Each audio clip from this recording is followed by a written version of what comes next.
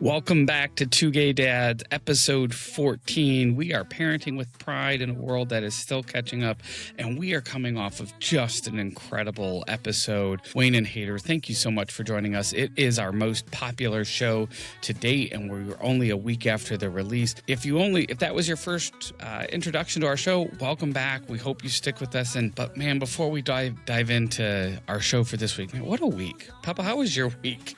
I don't remember. I feel like I've, out of trauma response, blocked some of it out. It was a busy week for sure. It wasn't too crazy, but I didn't have to travel to Washington, D.C. this week. You did. So that changes things from your perspective. It was a weird time to be in Washington, D.C. right after we start bombing Iran. Again, not going to go on a political tirade on our thoughts about that. But it was weird. There were certainly some extra security measures. We also had Lizzie's parent-teacher conference this week, and we should talk about that later in the show, about how that went mostly well, as a little bit of a spoiler. But Papa, what else are we going to cover on this week's show? So this week we're talking about something that is absolutely essential in the queer community, but I think in a growing number of communities across the spectrum of different types of folks. And that's chosen family or family of choice. But with that, I think we will say, this is Two Gay Dads. Let's get into it. So this past week, we had our first viral moment, at least viral for us. Neither of us have ever had content that gets over 50,000 views, most of them coming on Facebook. And the post was about LGBTQ mental health and how LGBTQ plus people are telling researchers that they don't think they'll make it 35 years old. Nathan, a couple weeks ago, shared the research on there, and that life expectancy is not medical, but it is about mental health. Yeah, and there have been a lot of comments. Some of them have been really gross. We have tried to moderate. Really gross. Yeah, and we tried to moderate some of them. And, I think when you are new to this environment, and I'm sure other social folks would agree, you don't quite know how to handle those comments and whether to, obviously we never engage the crazy, but whether I'm going to give them airtime or if I'm going to just delete the comment. But there was one comment that caught my eye and I wanted to read it. This is why community and chosen families are so important. Find someone to lean on. And if you can, be the person someone else can lean on. We are all in this together. And that's the whole show, right? That's everything. The show. That's the premise of our show, is that love makes a family. It is not necessarily biological relationships. We have had, wherever we've lived, we've been fortunate and blessed to have amazing families of choice, which we'll talk a little bit more about coming up. But we've had some of those people on our show.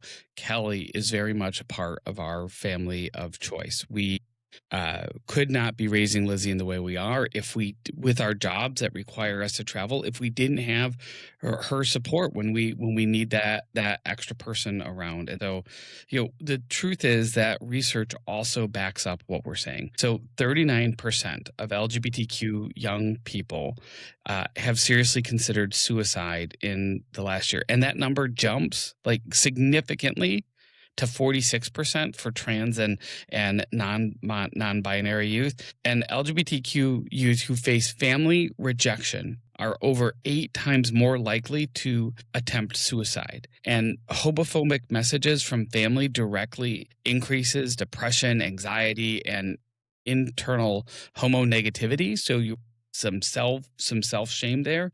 This is all backed up by research. We will post the research in our show description so you can have access to it. But I think especially with all of that family rejection, that is why LGBTQ people have so often created these families of choice. Because you don't get to choose the family you're born into, but you do get to choose the people you spend your time with. Yeah, and I think when someone says chosen family can save lives, yes, that's right? That's literally true. And I know because in many ways, those folks who have come into my life and that weren't necessarily part of my biological family did literally and figuratively change and save my life. So yes, those relationships matter. Well, and that group, that family of choice that you had when we started dating 17 years ago, it's hard to believe we've been putting up with each other for 17 years. Not only did they save your life, but they showed me what it could be like to have an LGBTQ family of choice. I was working as a time in South Florida as a police officer, and I have my own regrets about that time and the system that I participated in. I also tried to do the job really well, but I was surrounded by very heteronormative people. And that's who I tended to spend my outside of work time with. And you opened up my eyes and my experiences to this queer friend group that adopted me. And we had everything from, the drag brunches at Lips in Fort Lauderdale to trivia nights and poker nights. And every Sunday night we used to go to Todd and Dave's for dinner and just relaxing in the pool. And there was no pretense. It was just people who genuinely loved and cared for each other, who set out to intentionally spend as much time together outside of work as you possibly could. Yeah, they were an incredible group. I was lucky enough to have them in my life, and then when we moved, over time that group scattered. And then we moved to Washington D.C. and on to Virginia a few years later, and we started to form another group of folks. We did weekly bonfires. We would do, I think we hosted a lot of game nights at our house, always with a meal out of the crock pot. Exploding kittens, man, back in the day. We wore out that deck of cards. We just recently played with those, and the edges are like fraying because we use them so much. Also say, don't try to out-strategize the guy who went to West Point. Dan, love you, but man. Lessons learned the hard way. And they really taught us and supported us at a time when we were growing both professionally and personally. And that came to a really beautiful spot when Lizzie was born. And in the preparation, they were the ones, our friend Alan was the one who filmed all of the video that we used for our adoption video that was produced. And he was our producer. Yeah. And don't tell him that. He'll get a big head. And then even Alan and our friend Sam pretended, I think we told this story once before, pretended to be a couple because we needed a couple testimonial as part of that video. So Sam recently passed away last year, and that was tragic for that group. But I was thinking back this week, I was going through some files, reorganizing some stuff here at home digitally, and I found they were the first ones that we told outside of our family that Lizzie had been born. And I came across the actual text that said, it says, "Uncles, we want to introduce you to your new niece. We've been radio silent for a few days, but Wednesday we got the call that we had matched and Mom was in labor. Elizabeth Addison Bruner Burns was born early this morning. Family of choice. We have a new member." But then we moved and life moved on. And as it would happen, a lot of those folks moved as well, or life changed for them. Sam passed away. And in a lot of ways, that group has also kind of scattered. And that's been kind of hard to see because, when we would go back to DC, they were the people that we spent time with.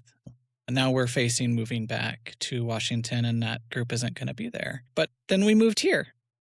We did, to this beautiful small town here in Michigan that we talk about on every single episode. And we are surrounded by some of the best people I think we could have ever met. Now, most of them are straight and have kids, which is opposite of what we had in DC, where most of them were gay without kids. And they're all at different, parts of their parenting journey. I feel like for our group, we're in the middle. Eric and Jacqueline are at the front end with a year and a half year old baby. Brett and Tara and Willie and Stephanie, like they're all about to be empty nesters. And so we kind of span this parental generation while all being, within 10 years of each other in terms of age. And I don't think this is what we expected. These weren't people we really knew when we moved here. And I think one of our lessons that we've learned and that has helped us as we process and prepare to move back to Washington, D.C. is that sometimes when you move, the people you think are going to be your friends when you move, they might be there for you when you first start, but then eventually you're going to meet other people. And so we will miss. D.C. is a transient place. Most of our old friend group no longer lives in D.C. And so that will be hard for us, but we will find new people. That's what this journey has taught me. Yeah, and I got to be honest, I was just having this conversation with our friend Eric the other night. It was hard for me at first because I have spent so much of the formative life, like literally from the time that I graduated high school through my 20s and into my 30s, I had this group of LGBT friends. And I understood the rules. I understood how it worked. I understood things. And I struggled when we first moved here. I really went through a little bit of depression because I felt very alone and lonely because I didn't understand the rules. Straight guys love you, but they'll push you. Some of them will push up to the line because they know you're gay. And it's like, I don't know, that line is fuzzy to me. I don't know what to do with it. I don't know, like, where does it cross? Are you maybe a little curious and you're expressing that? And I just didn't know what that was. So I really struggled for a while. And then things kind of changed for us when you tell the story better than I do. Well, things changed when we met our friends who have become our family of choice. Largely came together around our buddy Brett. He has a big garage next to his house that we call the barn. And on Thursday nights, it started out decades ago as a group of doctors who didn't have to necessarily work on Fridays.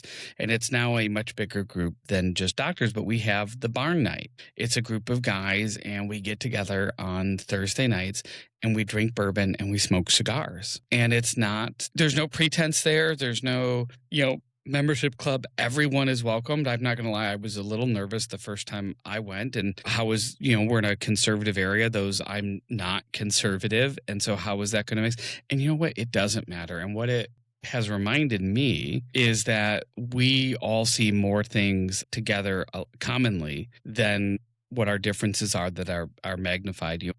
Brett happened to be in Washington, D.C. this week at the same time that I was. And so we went together. We went out to dinner and we went to Shelley's Back Room. It's a cigar restaurant in D.C. Not great food, but great atmosphere. And Brett and I were just talking and we have differences, but we were talking about all the things that we agree on. And the table next to us looked and said, man, why don't the two of you run for office? We'd vote for you. You'd solve everything. Right? And so I think that's what this group has meant. And then, Nate, you started coming. We started getting a babysitter on Thursday so you could come. And I think that's when Ludington turned around for you. It really is. That's when it started to feel like home because I felt like I was building, for a long time, you were the only one going and you were building these relationships and you were feeling that those tendrils of support and connection, and I was alone.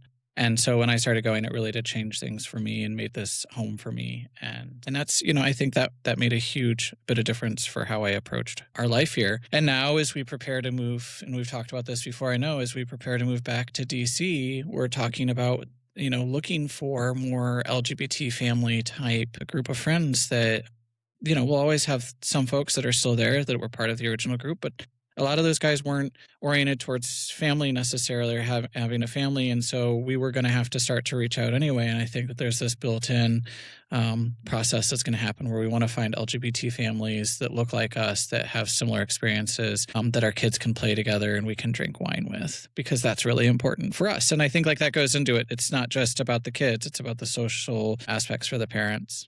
You're absolutely right. And we hope to bring Guys Night with us. We do. That is a legacy. And we have told our friend Brett and Willie and Eric and Al, who are some of the core group, and Dan, who are always there, that, their parting gift or their gift to us for our time in Ludington was Guys Night. And that we have so appreciated the openness of that space and the camaraderie that space brings, that we're going to try to replicate that and create something similar in DC. It will take some time. That didn't happen in a month. That happened over several years.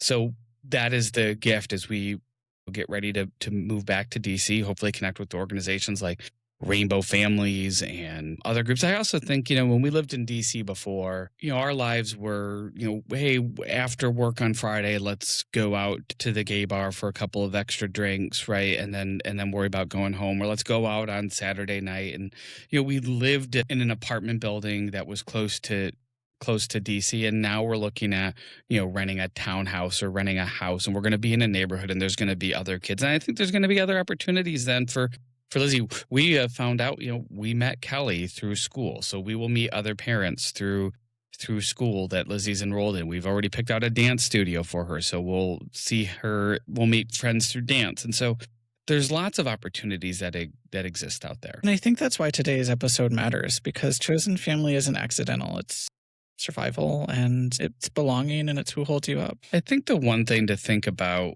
when we talk about why chosen family matters. And when we were preparing for this week's show, there was one line that really stuck out to me, and it's not just friends who become like family to us. It's friends who fill a role that your family can't. And whether that's because of geographical distance, or whether it's some sort of trauma related instance where you don't have a relationship with your family, it's people who fill a hole that you don't otherwise have. And like Nate, when we were talking, and I think it's a great thing about preparing for this, you mentioned Big Bang Theory. That's what we all want, right? We all want that group of friends. And I think that's why it's idealized, right? Everybody wants that group of friends. Nobody finds them. And I, as I was reading, preparing for today, I was thinking about, or a lot of the stuff I was reading was talking about how chosen family comes born out of trauma. And I think that's true, especially in a queer community, families rejecting their kids. But I think it's also important that we talk about chosen family in a frame that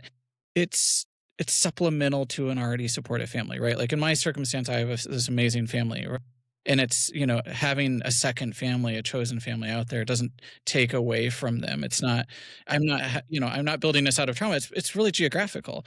Yes, It's that's exactly what I was just going to say. Your family of choice was because since almost immediately after you graduated from high school, you've had at least several hundred miles, if not thousands of miles between you and your family. So it's impossible to go home for every birthday, for yeah. Mother's Day, for this, for that. And so you have to find those other people that you spend that time with. Well, and family of choice is literally, I mean, it's the 12 apostles. It's biblical. Right. It's always been there. Ooh, And I was look at thinking that. about this, when people would immigrate to the United States and they came here, and it's them and their small nuclear family kind of moving west, let's just say. They didn't come with people that they knew. They built community and they built family of choice. And I think those are in a lot of ways two different things. A community is a broader community, for lack of a better word. But then you have within that, you have these pods of really close knit groups who kind of take care of people and nurture within that community, and that's important too. And I think it's about talking through how and when they show up. Like we've given examples, but one story that we probably haven't told is like when we got the phone call that birth mom was in labor, we still had I forget how old Sophie was at the time, but she was probably 14 or 15-year-old senior puggle who needed to be cared for. And we called our friend Hunter, who was part of our family of choice, lived in our same apartment building, was part of our kind of COVID bubble at the time, and said, we can't tell people because too many things could go wrong. Birth mom could change her mind. We don't want to deal with our friends being disappointed while we're processing our own grief of something maybe not working out. That was not our case, luckily for us. But he watched our dog for 2 weeks. For 2 weeks, because who else would have done it? We couldn't bring Sophie to stay in a hotel room while we're camped out in the NICU, right? Yeah. And then when we came home, my boss came over, and she's part of Lizzie's aunties, and she got to meet Lizzie, and then our friends Alan and Kevin came over and they got to meet Lizzie. So it was, we kind of trickled in this group of this family that we've built around ourselves to give us the support that we needed. And it was really important to our adoption process. Our friend Kelly and her husband, Jonah at the time came over, and they cooked dinner for us for a week. And because they said, we know things will be crazy, so here's dinner for a week. And just like little things, we still have a blanket that was handmade by another friend, and that still sits in her room, and it's folded nicely in her chair. And, and it's like these little touch points with these people, because they really, like a family, they became so integral to our life in DC before we moved. Yeah, it's absolutely incredible. One of my favorite stories is when we were inching closer to the Mississippi-Alabama border during the ICPC process, which if you don't know what that is, go back and check out our third episode where we talked about our adoption story, or Google. It's this waiting period where you have to stay in the state where your child was born when you go through adoption, while waiting for the legal jurisdiction to be transferred to the state that you live in. That's the Reader's Digest version. So we had moved to a new hotel room, and our family of choice from Virginia sent to the hotel, I don't know how they did this, a bouquet of White Claws. Do you remember that? Like, we're not big White Claw drinkers. I'm a bourbon drinker or a heavy red It's what wine they said that drinker. they could get. That's what It's what the they bar said. or what the hotel said they could get access to. But it was a bouquet of White Claws, and literally we just had this delivered to our room, and then our attorney called and said you can go home. Thank God it So we came in gave an it to the ice. front desk. Well, it came in an ice bucket, so it was transportable, you know, because it was like, okay, what do we do? But it was, and I think that's those. It's those little things that make a family of choice, just like any other family. And are very similar here in Ludington. They have been vital to helping us, you know, raise our child. When we moved here, we thought that my parents were going to be here more frequently than they are. They've chosen more of a southerly lifestyle, and we're very happy for them. So some of that grandparent support that we thought we were going to rely on when we had, they haven't been there. So it's whether their kids have all babysat for Lizzie, but it's also the little things of, we went out to dinner with Stephanie and Tara and Jacqueline last Friday, and Willie said, Jason, come on over, bring Lizzie. We're going to have some dinner, and then we'll go to the Ludington Orioles basketball game, where she had a riot and had a great time. So sometimes it's not the big grand gestures, it's the little things of saying like, hey, we're going to do this. We're going to do Thursday night at Brett's Barn. We're going to do weekend stuff where we get the kids together, or even though they're at a different stage, like they're always inclusive of Lizzie because they want to spend time with us, and they care about our kid too. And so wherever we've been really blessed to have amazing friends who can fill that familial void that we don't always have because we don't live close by. I think that for me is crystallized more recently with my mom's diagnosis, which I did not take well. And the support that we've gotten from folks here, I just got a text last night. We're 2 weeks removed, about 2 weeks removed from surgery. And I got a lovely text from a friend saying, hey, just checking in on you. You're on my mind. How you doing? And I think that's important too. Like when we talk about, this is like a little out of left field, but when we talk about supporting people in our community, whether it's in our, our family of choice or the broader community, my family always had a rule. If somebody popped in your head, you reach out to them. It's like God or fate or something's tugging at you to just check in. And you never know what people are fighting and, the hidden battles especially. And so the rule is always if somebody pops in your head, reach out and just have a touch point. And I think that's really valuable. And it's just in building friendships and communities. If it's one piece of advice I'd give any young person who's trying to figure that out, because it can be complicated sometimes. People are complicated. We were just talking about this yesterday. People are complicated. It's exhausting. Are people complicated? But to reach out and just say, hey, you're on my mind, whether it's a colleague or a friend, it's really important. So that's my left field, off the trail a little bit, but I think it is important. And I think, now we're getting ready to the house is getting ready to go back on the market after the original sale didn't go through, which gave us extra time in Ludington, which we're incredibly grateful for. Absolutely. But DC, get ready. We're coming. We're going to have to start building our new community and our new family of choice, or an expanded family of choice. There are certainly some people who will continue to be a part of our lives who were there before. But one thing that stuck out to me this week when I said, what a week, is we had Lizzie's second parent teacher conference this week. And she's doing incredibly well. And I think the one thing where you and I have always done well is we've tried to not let adult stuff affect our kid. And this week it felt like with parent-teacher conference, actually with both parent-teacher conferences, it felt like it was adult stuff affecting our kid. For this particular one, Lizzie's teacher, who's amazing and she absolutely adores, was like, she's absolutely ready to move on to first grade. I'm a butt.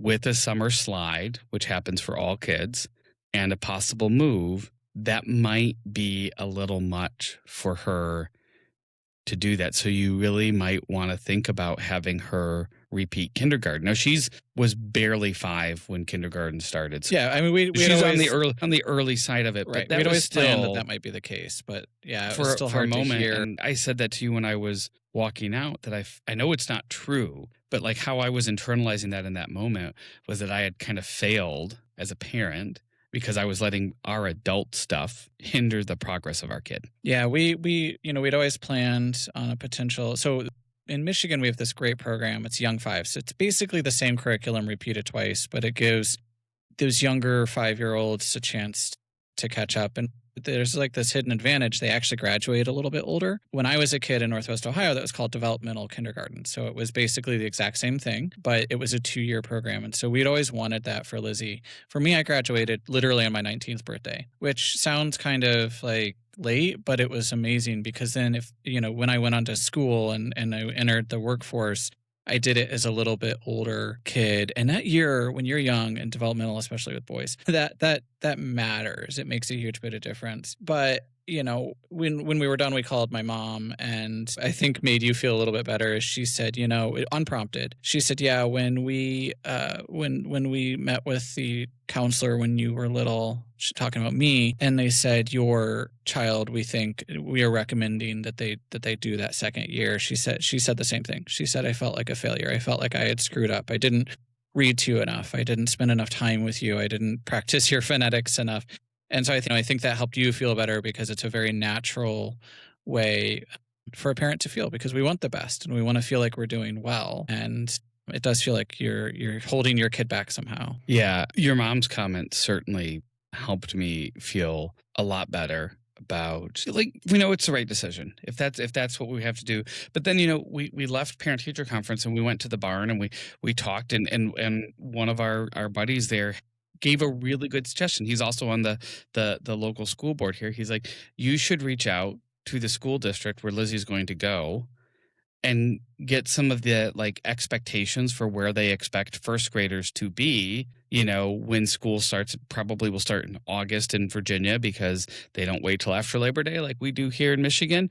So what are some of those expectations that they have? And then sit down with Lizzie's teacher, because we agreed to wait till May to make any decision. And I'm like, man, what a really thoughtful, really good piece of advice. We haven't done it yet. And that was also just 48 hours ago. So, but we will. Like that. What a great way of doing that, so we can continue to make the most informed decision. Because I think the other thing that, God bless Lizzie's kindergarten teacher, Mr. Albright. I don't know if you listen to the show or not, but thank you for everything you do for all the kids, but also for Lizzie. Is you just mentioned, like, kids will bloom at different times, right? Lizzie was slow on the potty training, but when she decided to get it, she got it, right? And all of the other markers, she did really well on her for her second trimester. And he said, if you plant a garden all on the same day and you water them the same day and they have the same, not every flower blooms the same day, even if they're the same type. And so, like, that just recollection of saying, like, well, we have some time here to make this call, but I think it's always hard for any parent if you feel like your parental stuff is or your adult stuff is affecting your kid. I think it certainly did. It caused us to pause a little bit, and I don't think that the plan changed, but it made us just sit down and say, okay, is this the right decision? Are we doing the right thing? And reevaluate what are the conditions of that, and how do we make sure that we are ensuring that it's the right thing. And I think that's the responsible thing to do, and every parent should do that, especially if you have flexibility in your life, to say, oh wait, okay, what are we? We have been made better by going to those parent-teacher conferences because we are getting a window into our child.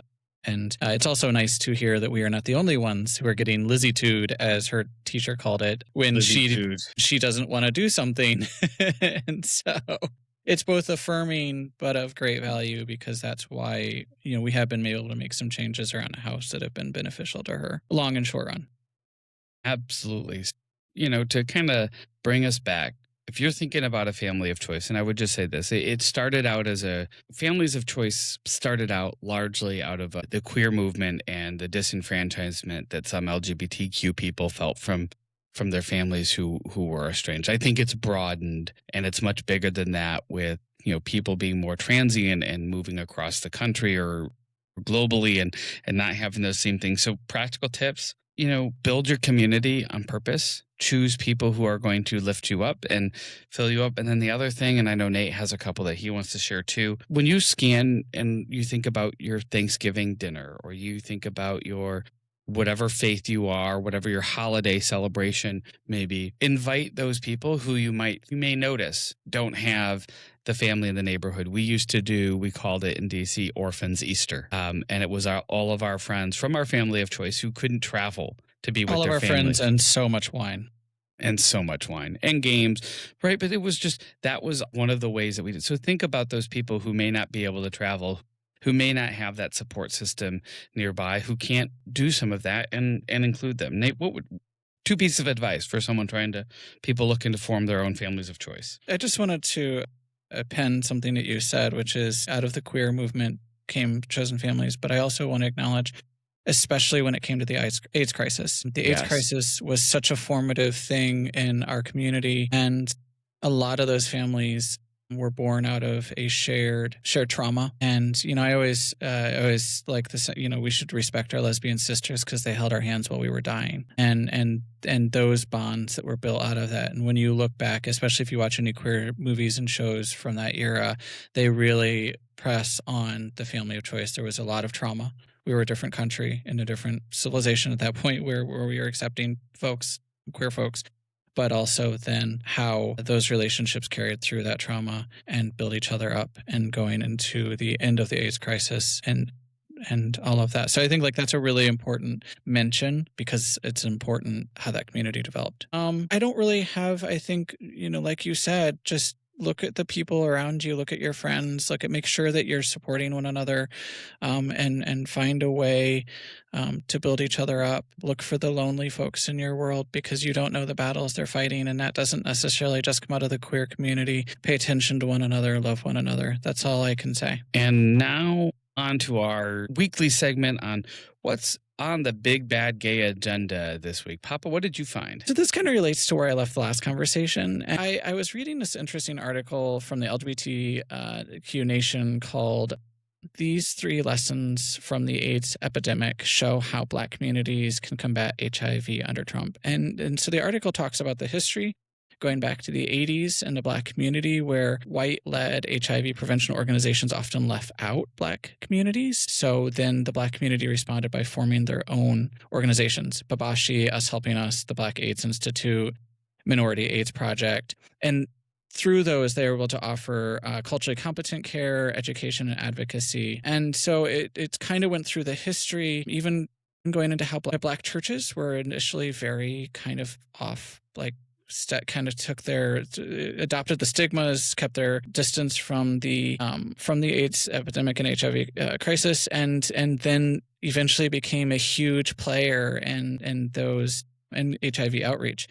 We think of leaders that we just covered that just passed away. Jesse Jackson was huge in this space. But, the Black community has continued to face disproportionate AIDS impact due to systemic racism, erased CDC data, housing instability, and barriers. So the article is just talking about how the 3, and I'm just going to read these because it's easier, but the 3 enduring lessons for combating HIV today: support and sustain Black-led HIV organizations, protect and invest in Black-centered advocacy spaces, and mobilize faith communities as partners. And it's so important. Faith communities need to step up. They are in so many ways, and it's amazing to keep pushing that.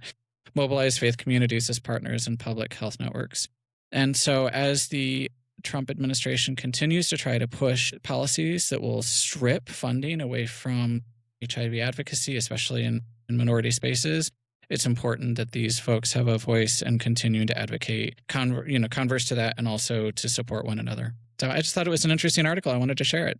I think it's as the calendar just turned to March from February as we conclude Black History Month. I think it's really important that we recognize the unsung heroes of the AIDS movement in the 80s, and Jesse Jackson, who they just had his memorial service on Friday, as you mentioned, was a huge part of that. It's not just the federal government. States like Florida they have a ADAPT program. I don't remember what it stands for. It's been a long time since we lived in Florida. But the Florida state legislature is thinking about cutting it completely from their budget, which would completely just have disproportionate impacts on communities of color, so especially Black and brown communities, in terms of getting access to life-saving medications. And I guess to a surprise to no one, racism lives in America in 2026. And I think even if, infection rates may be dropping because we have medical miracles that are decreasing those numbers, there are still people living with HIV and AIDS every day who need access to healthcare.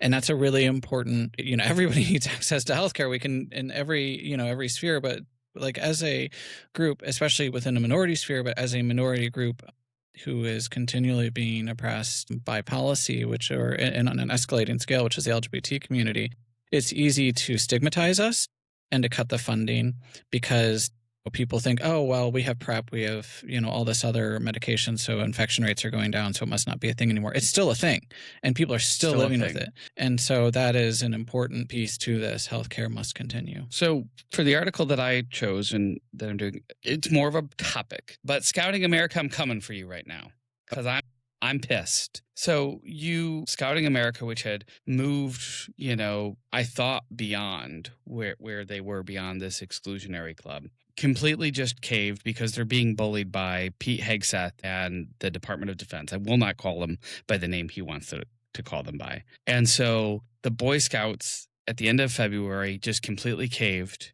to the demands of weekend Fox News drunken anchor who's running our military now. And so what did they do? Well, the new membership rules say that you have to be a boy by your biological sex at birth, and that applications will only use the male-female designator, but that while girls could still join Scouting America, they'll be kind of pushed over into this other group, but there's no more room for our trans sibling.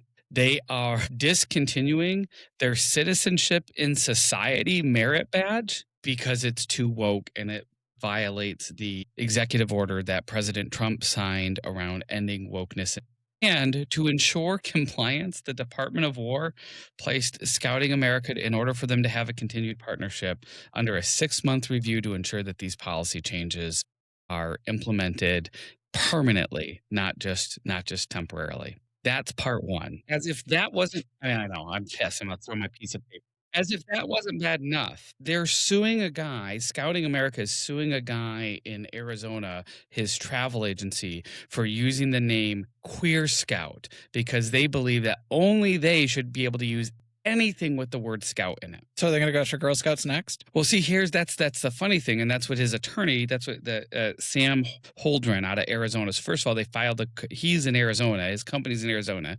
They filed the federal case in Texas because, well, we've talked about Texas judges on this podcast before, brought up the fact that they have an agreement with the Girl Scouts to let them use it. And how do you have, because girl on the front end was distinguishing enough a word from the term just scout. And there are also hundreds of other organizations that have scouts. So this this guy just trying to make a living, just trying to provide LGBTQ friendly travel experiences is being sued by the Boy Scouts for attorney's fees, damages. They didn't list the damages amount in the article. And what are the damages? I know. What is the? This is this shit gets drugged before the Supreme Court. Standing is still a thing. You still have to have damages if you're not affected. Why? What? I guess This is Scouting America bending a knee to Pete Hegseth, and it drives me nuts. And this is at a time I know Girl Scouts is a separate entity, and we're thinking about signing Lizzie up for that. But come on. This is well, I think the problem is they probably get a lot of money through the DoD budget, and they are a organization that has been collapsing under sex scandal for a really long time, and so they're collapsing and they're desperate, and that's unfortunate for them. But I'm not sure turning them into the Trump youth is necessarily the right solution to this problem. And this is not what they're meant to be. They're completely and utterly failing the basic tenets of the organization. But if it's just another example of another institution bending the knee to these I don't even know what to call them. These snakes in the grass of our democracy. Okay, Scouts, good for you. You're going to see the numbers drop. People are going to go to other organizations. Congratulations, you just put the nails in your coffin because Trump isn't going to be in power forever. And when the pendulum shifts the other way, you will be left out in the cold. So congratulations, you just ended your organization. Hats off. You just ended 100 and some odd years of a legacy of service, and bye. I'm not going to miss you. Yeah, I am. But I do want to say this. It just further divides us. Yes, it because does. what's going to happen is these organizations are a place where people from different walks of life came together. And you know what? It's a right-wing organization now, and so be it on their head. Sorry. I didn't mean to cut you off. I just needed to Oh, say that. you're absolutely right. And I am, I thought like I never went all the way through Boy Scouts. I went through We Below and then you lost I never interest made in it it. past Cubs, so I get it. Yeah. But one of the things I remember was like Boy Scouts teaching you how to stand up for a bully. Boy Scouts teaching you how to be a proper young person in America. Where's the backbone of any of these organizations that are just like bending the knee? Because to your point, Nathan, people have a long memory. Yeah, okay, so they get money today, but guess what? In 5 years, God willing, we still have a country. Donald Trump will no longer be president of this country at that point. Then what? Because no one's gonna come. They'll just permanently change their policies again. Permanently, just what they all do. We'll just swing the other way. We don't need like the idea that institutions have now been so politicized that they will swing left and right with the pendulum is so destructive. Like for a long time, these institutions were the steady eddies. They exist no matter who was in power. Now, this wretched right-wing kind of ideology is politicizing them to the point where they, their DEI policies were fine. Everybody was fine with it. Now, you've politicized it. Like, you have done this. And so, I don't want to hear any right-wing folks coming around me complaining that Scouts are going out of business or that their kids don't want to be part of an organization that has just become another right-wing propaganda, Trump youth type organization. In this country, there used to be institutions that were separated from politics. And this is just another awful way where we're seeing politics snake into every aspect of our life. And it just, to your point, Nate, it serves to divide us. Boy Scouts didn't used to be political. Girl Scouts didn't used to be political. Our churches didn't used to be political. Our schools didn't used to be political. Our public libraries didn't used to be political. And now everywhere you turn, you cannot escape the fact that politics is invading it. And what's really funny is it's from the right-wing small government part of the country. Like, that's where it's coming from. They're the ones that are trying to make government more a part of have more control over our daily lives so that we look like them, we think like them, we behave like them, we love like them. But they're supposed to be the party of small government. I just don't get it. Yeah. Well, and I think we have to be careful not to do this on the left. I mean, we're not going to shop at Target this week. We're not, and I know the left is going to come for me on this. We're not going to shop at Target this week. We hate Walmart. Now, we love Walmart because they employ local people, but Amazon's the enemy. But we all shop at Amazon. So I think we all need to take a step back and slow down.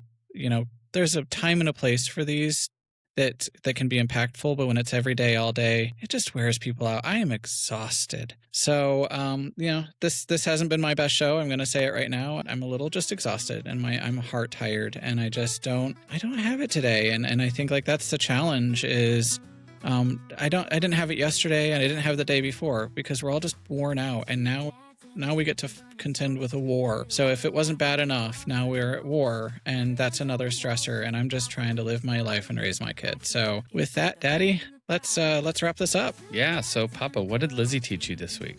Oh, our kid, she's been in a Lizzitude week, and that has greatest phrase we learned all week. Thank you, Mr. Albright. Lizzitude. And as if cute, she's been challenging and just finding the patience. Winter's wrapping up, and she's itching to get outside. So finding the time and the space to give her that, and it's just I think for me, it's just trying to find my patience as a parent to not lose, not to let. Like I was just saying, we're all just exhausted all the time because it just never lets up. Not to, continue to try to not let that impact my kiddo. What about you, Daddy? So I'm gonna zoom out like you did last week, and I'm gonna talk about our families of choice. And so my hope and wish is that Lizzie, in addition to having a loving daddy and papa for her life, will also be able to build a beautiful, wonderful, inclusive family of choice. So I want to just say to the people who have been our family of choice, Rory, PJ, Todd, Dave, Royce, Sam, Alan, Kevin, Patrick, Christine, Kelly, Jonah, Brett, Tara, Willie, Stephanie, Eric, Jacqueline. We love you all very, very much. And so many more. So many more. And That's many more. That's just the tip of the iceberg. That's just so many more. But we love you. We are grateful for you. Kelly, I can't believe Kelly. Kelly's coming back on the show, so she's coming back on the show. Disney special Disney cruise episode coming up soon. We couldn't do this, and we wouldn't be who we are or where we are without all of you. And I love you. I love you too. That's amazing. Thank you, Daddy, for putting that in the space as we close our show. So I'm Nate. I'm Jason. Have a great week, everybody. Onward.